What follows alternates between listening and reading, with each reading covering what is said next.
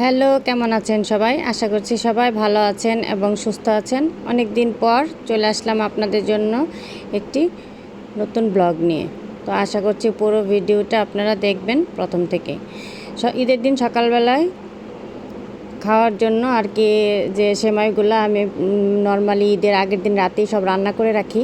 তো এবার যেহেতু ভেবেছিলাম একটু নবাবী সেমাই করব, তো রাতের বেলায় এটা আমি আগেই সব কিছু দেখেন রেডি করে রেখে দিয়েছি। কারণ হচ্ছে ওরা অনেক সকাল সকাল উঠে যায়, তো আর আমি হচ্ছে সকাল উঠতে পারি না।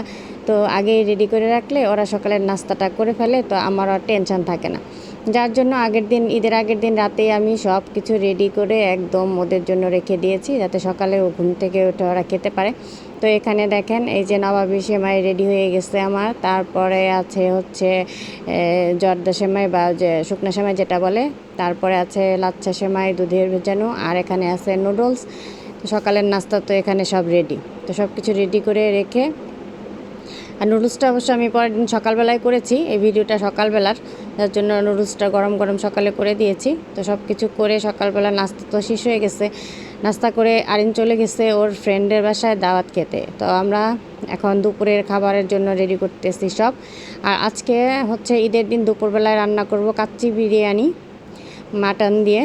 তো এই যে এর জন্য মশলাগুলো আগে সুন্দর করে কষিয়ে নিয়ে তারপর মাটনটা আমি দিয়ে দিয়েছি।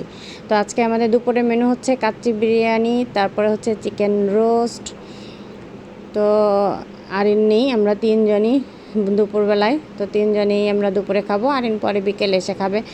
আর ওদের মানে কথার উপর ভিত্তি করেই কিন্তু আজকের আইটেম কাচ্চি বিরিয়ানি খেতে চেয়েছে, যার জন্য কাচ্চি বিরিয়ানি রান্না করব। ওর পাশে বসিয়ে দিয়েছি, আর এই যে রোস্ট, এ পাশে রোস্ট হচ্ছে। তো এবারে রোস্টটা আমার অনেক বেশি মজা হয়েছিল, জানি না কেন কীভাবে হয়ে গেল, আমার নিজের কাছে অনেক ভালো লেগেছে। আর আমার হচ্ছে কাচ্চি বিরিয়ানি হলে সাথে আর কিছু না হলেও চলে, কিন্তু ওদের তো একটু খেতেই হবে। রোস্ট না হলে নাকি শাহি শাহি ব্যাপার আসে না, ঈদ লাগে না ওদের কাছে। তো যাই হোক, বাচ্চাদের যেহেতু মন চেয়েছে তো একটু করে দিতেই হবে, যার জন্য রোস্টও করতেছি। আর আমি রান্না করলে নর্মালি মানে অল্প করে করি না, যাতে ওরা দুবার খেতে পারে ভালো মতো, সেই পরিমাণ নিয়েই রান্না করি সব সময়। যে কোনো জিনিস, পোলাও বলেন, বিরিয়ানি বলেন, রোস্ট বলেন, সব কিছু একটু আমি বেশি বেশি রান্না করি, যাতে একবারের চেয়ে দুইবার ওরা একটু খেতে পারে, যেহেতু ওরা খেতে ভালোবাসে। তো এই যে দেখেন কথা বলতে বলতে আমি কিন্তু এই পাশে মাটনটাও প্রিপেয়ার করে নিয়েছি, আর এই পাশে যে রোস্ট রেডি হয়ে গেছে। তো রান্নাবান্না শেষ করে আমরা খেতে চলে আসছি, আর এই যে খেতে বসে গেছি। আর দেখেন মানে মাংসগুলো কি সুন্দর সফট হয়ে গেছে, আর বিরিয়ানিটা আসলে অনেক বেশি মজা হয়েছিল। নিজের রান্না আর কি বলবো, নিজের রান্নার প্রশংসা তো নিজেরই করতে হবে, নাহলে তো আপনারা আবার বুঝবেন না, যেহেতু আপনাদের খাওয়াতে পারছি না। সত্যি অনেক মজা হয়েছিল।